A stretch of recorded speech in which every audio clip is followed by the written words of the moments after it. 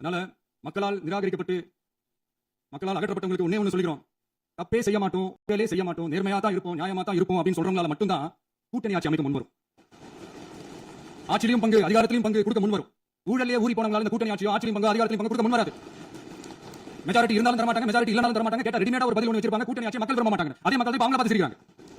நான் வந்து பதவியேற்ற அன்னைக்கு கொஞ்சம் டைம் அவகாசம் கேட்டேன். எதுக்கு கேட்டேன்? நிதி நிலைமை கொஞ்சம் மோசமா இருக்குது, அதெல்லாம் கொஞ்சம் சரி செஞ்சுக்கிட்டு படிப்படியா கொஞ்சம் கொஞ்சமா நான் கொடுத்த வாக்குறுதிகள்லாம் செயல்படுத்துவேன், அதுக்காக கொஞ்சம் டைம் அவகாசம் கேட்டேன். நான் ஏதோ வேற எதுக்காகவோ வேற யாருக்காகவோ ஏதோ அவகாசம் கேட்ட மாதிரி அடுத்து இங்க இல்லாதவங்களை பத்தி பேச வேண்டாம்னு நினைக்கிறேன். நம்மளை பத்தி அவதூறு பரப்புறதோட மட்டும் இல்லாம இப்ப நம்ம மக்கள் மேலே அவதூறு பரப்ப ஆரம்பிச்சாங்க. மக்கள் நமக்கு ஓட்டு போட்டது தப்பா, குடும்பமா நமக்கு ஆதரிச்சது தப்பா. இது இப்ப இல்ல, நான் சொல்றது எம்ஜிஆர் அவர்கள் காலத்துல இருந்து அப்பவே அவர் ஜெயிச்சப்ப அதே மக்கள் தப்பு தப்பா பேசுறது. மக்கள் என்ன பண்ணிட்டாங்க, எம்ஜிஆர் என்ன பண்ணிட்டாரு, எம்ஜிஆர் என்ன இது பண்ணிட்டாரு. 50 வருஷமா ஒரே டெக்னிக்கா,